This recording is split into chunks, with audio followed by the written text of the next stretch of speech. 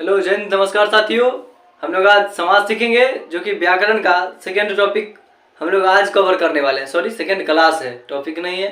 हम लोग पीछे के क्लास में नाउन सीख लिए हैं, जिससे कि बोर्ड के एग्जाम में एक दो क्वेश्चन जरूर पूछे जाते हैं। ये 12th हो या 12वीं हो या 9वीं हो, कोई भी हो, उसमें बोर्ड के एग्जाम में अगर व्याकरण से अगर सवाल आता है हिंदी के सब्जेक्ट में, तो आपको संज्ञा से जरूर सवाल मिलेगा। इसलिए उस क्लास को अगर नहीं देखें तो जरूर देख लीजिएगा, ठीक है। तो आज हम लोग क्या सीखने वाले हैं? व्याकरण। व्याकरण में क्या सीखने वाले हैं? समास, ठीक है। तो समास को हम लोग अच्छे ढंग से समझेंगे। समास को अंग्रेजी में कंपाउंड बोलते हैं। क्या बोलते हैं? कंपाउंड। खैर, आपको तो अंग्रेजी से कोई लेना देना है नहीं, क्योंकि आप अभी हिंदी व्याकरण पढ़ रहे हैं, ठीक है। समास का मतलब होता है, इसका अर्थ जो होता है संक्षेप करके बताना। क्या होता है इसका अर्थ? संक्षेप करके बताना। क्या होता है? संक्षेप करके बताना किसी भी चीज को। जैसे कि अगर आप बोल दें कन्यादान, क्या बोल दिए? कन्यादान। मतलब कि इसको जब हम तोड़ेंगे तो क्या हो जाएगा? कन्या का दान। तो इसमें क्या है? एक का है, इसमें एक कारक चिन्ह छुपा हुआ है, जो कि जिसका नाम क्या है? का। तो किसी भी चीज को छोटा करना, संक्षेप करना, क्या कहलाता है? समास कहलाता है, ठीक है। तो जैसे कि एक और एग्जांपल लेते हैं, राजपुत्र। क्या ले लिए?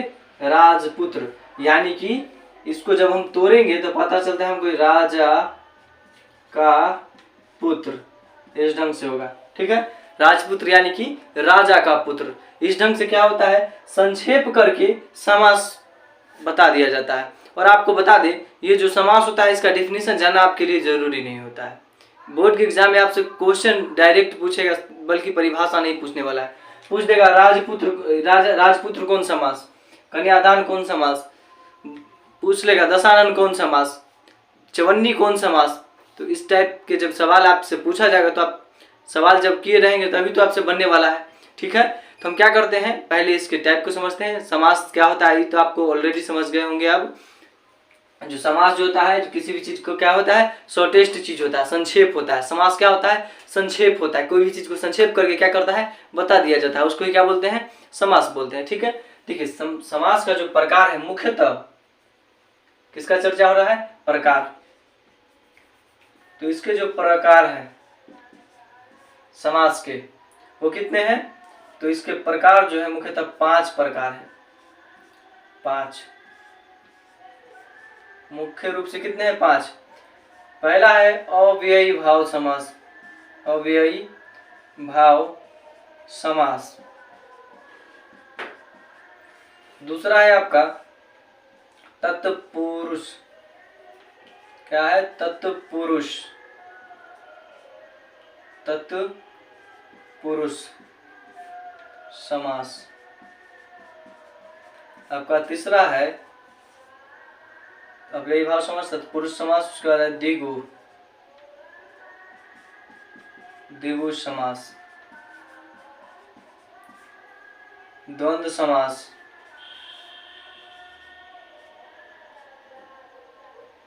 द्वंद्व समास। आपका जो 5, सॉरी यहाँ पर तो 4 हो गया, एक और है द्विगु, द्वंद्व, उसके बाद कर्मधारय, कर्मधारय। उसके बाद आपका आता है क्या? बहुव्रीहि, बहुव्रीहि, बहुव्रीहि,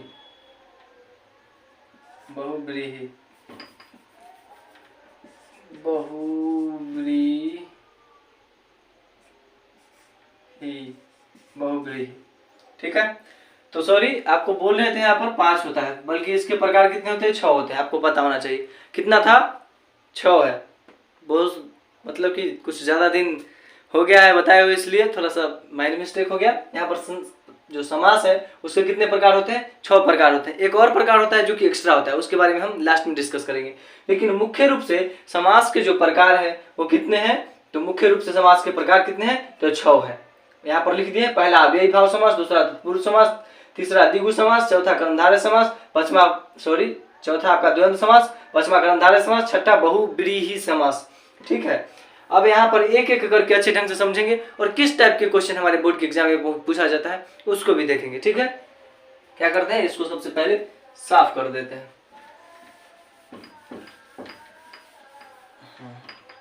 देखिए अब ध्यान से, सबसे पहले अव्ययी भाव समास आता है। तो सबसे पहले हम अव्ययी भाव समास को क्या करेंगे, निपटाते हैं। ठीक है, तो इसके लिए ट्रिक, यथा प्रति बे भर लगा रहे, यानी कि जिस शब्द के आगे यथा प्रति बे भर लगा रहे उसको क्या बोलेंगे, अव्ययी भाव समास बोलेंगे। ठीक है, जिससे यहाँ पर दे देगा क्वेश्चन, वहां पर भरपेट कौन समास, तो इसके आगे क्या लगा हुआ है, भर। क्या लगा हुआ है, भर। हम ट्रिक याद किए हैं क्या, यथा प्रति बे भर, जिसके आगे लगा रहे वो क्या कहलाता है, अव्ययी भाव समास कहलाएगा। क्या होता है, अव्ययी भाव समास। अव्ययी भाव समास में प्रथम पद प्रधान होता है। ठीक है, क्या होता है, प्रथम पद प्रधान होता है, ये आगे लगता है। ठीक है, तो प्रथम पद प्रधान किसमें होता है, अव्ययी भाव समास में होता है। तो जिसके आगे, जिस शब्द के आगे यथा प्रति बे भर लगा रहे उसको क्या बोलेंगे, अव्ययी भाव समास बोलेंगे। ठीक है, जैसे भरपेट, उसका क्या हो जाएगा, बेकार। क्या हो जाएगा, बेकार। एग्जाम्पल के लिए समझिए, बेकार हो गया आपका। उसी ढंग से प्रतिदिन या प्रत्येक या यथाशक्ति, यथाशक्ति, ये सब कौन समास हो जाएगा, पूछेगा यथाशक्ति कौन समास, बेकार कौन समास। ठीक है, बेमतलब, तो जिसके आगे बे, यथा, भर, प्रति लगा रहे, यथा प्रति बे भर लगा रहे, जिसके आगे, जिस शब्द के आगे उसको क्या बोलेंगे, अव्ययी भाव समास। आई होप आप लोग समझ रहे होंगे। आगे देखिए, इसी में अव्ययी भाव समास में ही है आजन्म और आमरण। क्या है, आमरण, ये फिक्स है, जी अव्ययी है। क्या है, आजन्म और आमरण फिक्स है, जी अव्ययी भाव समास है। बहुत बार पूछा है इसलिए बता देते हैं, बाकी सब नहीं है, ये फिक्स है जी। आजन्म और आमरण क्या है, आपका अव्ययी भाव समास है। ठीक है, उसके बाद सेम सवाल, जैसे रातों रात, दिनों दिन, मतलब सेम सिमिलर रहता है, ये भी अव्ययी कहलाएगा। ठीक है, जैसे कि रातों रात, दिनों दिन, खाते खाते, हंसते हंसते, हंसते हंसते। ठीक है, तो इस टाइप के अगर मिले सेम, हंसते हंसते, खाते खाते, रोते रोते, दिनों दिन, रातों रात, हाथे हाथ, दिनों दिन। ठीक है, तो जब एक जैसा सेम जब दो बार आ जाए ना, ये भी क्या कहलाता है, अव्ययी भाव समास कहलाता है। अब आपका अव्ययी भाव समास क्लियर, अव्ययी भाव समास क्लियर। जिस शब्द के आगे यथा प्रति बे भर लगा रहेगा, आप समझ जाइएगा क्या, वो हमारा अव्ययी भाव समास है। और आजन्म और आमरण क्या है, फिक्स है, जो अव्ययी भाव समास है। उसके बाद रातों रात, दिनों दिन, खाते खाते, हंसते हंसते, सेम अगर मिल रहा है, वो भी क्या कहलाता है, अव्ययी भाव समास। अव्ययी भाव समास, बस इतना ही था। आप इसका स्क्रीनशॉट लीजिए, take a screenshot for that. अब क्या करते हैं, आगे देखते हैं। ठीक है,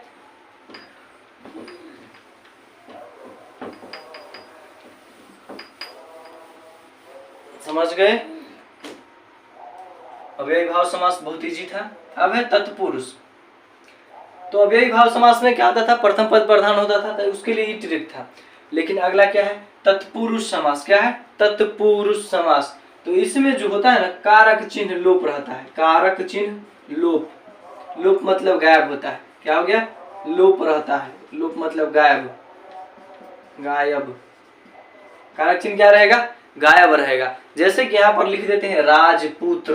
क्या लिखेंगे, राजपुत्र, यानी कि राजा का पुत्र। आपको पता होगा, कर्ता ने कर्म को करण से, काके की, जितना होता है के लिए, सब क्या होता है, कारक चिन्ह कहलाता है। क्या कहलाता है, कारक चिन्ह। कारक चिन्ह 8 होता है, आप सभी को याद होगा, नहीं होगा तो याद कर लीजिएगा, तभी समझ में आने वाला है। ठीक है, तो कारक चिन्ह का जिसमें लोप रहता है, लोप मतलब गायब। तो राजा का पुत्र था, उसको क्या बोल दिया, यहाँ पर डायरेक्ट राजपुत्र बोल दिया। कन्या का दान, कन्यादान। तो जब आप उसको तोड़िएगा, उसमें से अगर कारक चिन्ह निकल रहा है तो समझ जाइएगा क्या है, तत्पुरुष समास। ठीक है, यहाँ पर आगे इसके लिए और एग्जाम्पल, जैसे कि धनहीन। क्या होगा, धनहीन, यहाँ पर शब्द है, यानी कि धन से हीन, धन से हीन। ठीक है, लिखते हैं काम चोर। क्या लिखते हैं? काम चोर, यानी काम से चोरी करने वाला, काम से चोरी करने वाला, तो उसको क्या बोलेंगे? काम चोर। तो इसमें ये जो से है क्या है? कारक चिन्ह है। तो जिसमें कारक चिन्ह गायब होकर के उसके बाद शब्द जो बना हुआ रहेगा वो क्या कहलाएगा अपना? तो अपना तत्पुरुष समास कहलाएगा। ठीक है, अच्छे ढंग से समझते चलिएगा। जिसमें कारक चिन्ह गायब रहेगा उसको तोड़िएगा, आपको पता चलेगा। जैसे सेनापति, यानी सेना का पति, सेनापति, सेना का पति, सेनापति। ठीक है, समझ गए? राष्ट्रपति, राष्ट्र का पति, राष्ट्रपति। समझ रहे हैं ना? तो जिसमें कारक चिन्ह गायब रहे उसको क्या बोलेंगे? हम लोग क्या बोलेंगे? तत्पुरुष समास बोलेंगे। ठीक है, अब आगे देखिए, अगला है क्या आपका? अगला है आपका द्विगु समास। क्या है? द्विगु। द्विगु से याद आपको रखना है संख्या। क्या याद रखना है? संख्या। जिसमें संख्या का पता चलता है उसको क्या बोलते हैं? द्विगु समास। क्या बोलते हैं? द्विगु समास। जैसे कि अगर हम बोल दे चवन्नी, क्या बोल दे? चवन्नी कौन सा समास है? तो चवन्नी मतलब चार आना। क्या हो गया? चवन्नी का मतलब चार आना। तो ये हो गया अपना द्विगु समास। जिसमें संख्या का पता चलता हो, जिस शब्द से संख्या का बोध होता हो उसको क्या बोलेंगे? तो द्विगु समास बोलेंगे, द्विगु समास। ठीक है, जैसे अठन्नी हो गया आपका, अठन्नी। ठीक है, तो ये क्या हो जाएगा? द्विगु समास। यहाँ पर बोल दे नवरत्न। क्या बोल दे? नवरत्न। रत्न जो है कितना है? 9 गो है, पता चल रहा है। बोल दे चौराहा। क्या बोल दिया? चौराहा, यानी रास्ता तो है, कितने हैं? रास्ता 4 गो है। तो ये क्या? जिससे संख्या का पता चले हम लोग समझ लेंगे क्या है वो? हमारा द्विगु समास है। संख्या पता चले द्विगु समास, संख्या पता चले द्विगु। चौराहा, ठीक है, अठन्नी, चवन्नी, नवरत्न, रत्न जो है 9 गो है। तो जिसमें संख्या का पता चले द्विगु समास। ठीक है, अगला क्या है? तो अगला आपका है द्वंद्व समास। क्या है? द्वंद्व समास। तो आपको बता दे, जो हमारा द्वंद्व समास जो होता है एक दूसरे का उल्टा होता है। रात का दिन, दिन का रात, रात का दिन, दिन का रात, भात दाल, इस ढंग से कृष्णा राधा, इस ढंग से उल्टा। ठीक है, देखिए यहाँ पर अगला क्या अपना है? द्वंद्व समास। एक दूसरे का उल्टा, एक दूसरे का विपरीत या उल्टा लिख सकते हैं। ठीक है, तो जैसे यहाँ पर एग्जाम्पल के लिए आप समझिएगा, दिन और उसके बाद हो जाएगा इसका रात। पूछेगा दिन रात कौन समास? फिर लोटा डोरी, लोटा डोरी, दाल चावल, दाल चावल। तो आगे क्या आपको लिख दे? धरती आसमान, धरती आसमान। तो जब एक दूसरे का उल्टा रहे, एक दूसरे का उल्टा रहे तो कौन समास? जब एक दूसरे का उल्टा रहे तो द्वंद्व समास। एक दूसरे का उल्टा द्वंद्व समास। जैसे कि एग्जाम्पल के लिए दिन रात, लोटा डोरी, दाल चावल, धरती आसमान। ठीक है, मम्मी पापा, राधा कृष्णा, ये सब क्या हो जाएगा? हमारा द्वंद्व समास हो जाएगा। क्या कहलाएगा? द्वंद्व समास। द्वंद्व समास में एक दूसरे का उल्टा, एक दूसरे का उल्टा द्वंद्व समास, एक दूसरे का उल्टा द्वंद्व समास। ठीक है, अब देखिए आगे समझिएगा। अगला है कर्मधारय। कर्मधारय से याद रखिएगा उपमा। उपमा, उपमा का मतलब होता है विशेषता। क्या होता है? विशेषता। उपमा का मतलब डायरेक्ट संबंध होता है उसको किससे? तो विशेषता से संबंध होता है। पोस्ट में लिखिएगा आप विशेषता। ठीक है, उपमा से संबंध होता है विशेषता। तो ये विशेषता क्या होता है? तो विशेषता से आप ध्यान से समझिएगा, किसी चीज के विशेषता। जैसे कि राम काला है, तो राम क्या है? काला है। क्या है? काला। तो इसकी विशेषता क्या हो गया? काला। ठीक है, उसी ढंग से यहाँ पर लिख दिया जाएगा नव युवक। युवक यानी युवक जो है वो कैसा आपका? नव है, यानी नया है। युवक कैसा है? नया। तो युवक का पहचान किससे हो रहा है? नवयुवक से, मतलब इसको तुलना किया जा रहा है। तो क्या हो जाएगा अपना? कर्मधारय समास हो जाएगा। और देखिए कमल नयन। क्या है? कमल नयन। नयन मतलब क्या होता है? आंख। नयन मतलब आंख। आंख जो है किसके समान है? कमल के समान है। ठीक है, आंख जो है किसके समान है? कमल के समान है। तो जिससे तुलना किया जाए, जिसमें उपमा दिया जाए, उसकी विशेषता को बताया जाए तो क्या कहलाता है? कर्मधारय समास कहलाता है। क्या कहलाता है? कर्मधारय समास। जैसे कि एक और देख लीजिए, नील गाय। तो गाय तो है लेकिन कैसा है? गाय नीला है। एक और देखिए, चंद्रमुख। चंद्रमुख, मुख तो है, मुख मतलब मुंह होता है, मुंह तो है लेकिन किसके समान? चंद्रमा के समान है। तो ये चंद्रमुख क्या हो जाएगा? अपना कर्मधारय समास हो जाएगा। जिसमें उपमा विशेषता की चर्चा हो, क्या कहलाता है? अपना कर्मधारय समास कहलाएगा। ठीक है। अगला है बहुव्रीहि। बहुव्रीहि से डायरेक्ट समझिएगा बाहुबली। क्या है? बाहुबली। ठीक है। इसमें जिसमें खास व्यक्ति का बोध हो, जिसमें खास व्यक्ति का पता चले, जिसमें खास पर्सन। क्या? खास पर्सन। बाहुबली मूवी खास पर्सन है प्रभास का, है कि ना? तो खास का पता चलता हो तो उसको क्या बोलते हैं? बहुव्रीहि समास बोलते हैं। जैसे में आप सभी को पता होगा, गजानन किसको बोला गया है? गणेश भगवान को बोला गया है। या लंबोदर बोल दे, लंबोदर, यानी जिसका उदर क्या हो? लंबा हो। तो लंबोदर किसको बोलते हैं? तो गणेश भगवान को बोला जाता है, उनका पेट बड़ा है। ठीक है, लंबोदर। फिर अगर बोल दे बीना पानी, सरस्वती माता को बोला जाता है बीना पानी। ठीक है। चक्रपाणी बोल दे, चक्रपाणी बोल दे। त्रिनेत्र, तो त्रिनेत्र किसका बोध होता है? शंकर भगवान का। क्या होता है? त्रिनेत्र, त्रिनेत्र। तो जिससे खास व्यक्ति का बोध होता है, खास, जिसका अर्थ निकल जाए। पंचमुखी किसको बोला जाता है? बजरंगबली को। पंचमुखी बजरंगबली गाना सुने है ना? तो वही, उनका मुख 5 गो रहता है। तो आप ही नहीं समझ जाइए, जो पंचमुखी बोला है तो संख्या आ रहा है तो द्विगु समास हो जाएगा। संख्या आया तो जी नहीं, संख्या आया लेकिन उसके साथ कोई खास व्यक्ति से जुड़ल है जहाँ उसके लिए बोध होता है तो क्या हो जाएगा? अपना बहुव्रीहि हो जाएगा। जैसे त्रिनेत्र, यानी त्रि मतलब 3, नेत्र मतलब आंख। तो आंख तो है लेकिन 3 गो है, कि किसके लिए? डायरेक्ट संबंध आता है शिव शंकर भगवान से। ठीक है। लेकिन यहाँ पर द्विगु नहीं होगा बल्कि बहुव्रीहि होगा। ठीक है। अब आगे देखिए, दशानन। क्या है? दशानन। दशानन किसको बोलते हैं? दशानन। दशानन किसको बोलते हैं? रावण को बोलते हैं, जिसका मुख क्या हो? आनन। आनन मतलब मुख कितना है? 10 गो है। तो दशानन, 10 मुख किसका है? रावण का है। तो ये दशानन से किसका बोध होता है? रावण का होता है। तो दशानन कौन समास? तो अपना बहुव्रीहि समास। ठीक है। आई होप आप लोग को समझ में आया होगा। फिर से एक बार रिकॉल करवा देते हैं। ठीक है। समास का मतलब संक्षेप। क्या होता है? संक्षेप। किसी भी चीज को संक्षेप करके बताना क्या कहलाता है? समास कहलाता है। ठीक है। समास के कितने प्रकार? 6 प्रकार होते हैं। पहला अव्ययी भाव समास, दूसरा तत्पुरुष समास, तीसरा द्विगु समास, चौथा द्वंद्व समास, पांचवा कर्मधारय समास और छठा बहुव्रीहि समास होता है। अब समझते हैं अव्ययी भाव समास क्या होता है। इसमें प्रथम पद क्या होता है? प्रधान होता है। किस समास में प्रथम पद प्रधान होता है? अव्ययी भाव समास में प्रधान होता है। जिसके आगे यथा प्रति बे भर लगा रहे उसको क्या बोलेंगे? जिस शब्द के आगे यथा प्रति बे भर लगा रहे उसको अव्ययी भाव समास कहते हैं। उसमें आजमनम और आमरण क्या रहता है? फिक्स रहता है। और सेम मिलता है, वो भी क्या कहलाता है? अव्ययी भाव समास कहलाता है। जैसे में रातों रात, दिनों दिन, खाते खाते, हंसते हंसते, पीते पीते, रोते रोते, एक जैसे सिमिलर मिल रहा है तो क्या कहते हैं? उसको अव्ययी भाव समास कहते हैं। उसके बाद है तत्पुरुष समास। तो तत्पुरुष समास में क्या होता है? कारक चिन्ह का लोप। कारक चिन्ह 8 होते हैं, कर्ता ने कर्म को करण से। तो ऐसा जब उसके शब्द को तोड़िएगा, तो जैसे कि राजपुत्र, कन्या का दान, इस ढंग से जब उसको तोड़िएगा, सेनापति तो सेना का पति, तो इसमें कारक चिन्ह आपको देखने को मिलेगा। तो ये क्या कहलाएगा अपना? तो तत्पुरुष समास कहलाता है। ठीक है। उसके बाद है द्विगु समास, जिसमें संख्या का पता चलता है। चौवन्नी, चौराहा, अठन्नी, ठीक है, एक नई की, ये सब कौन समास हो गया?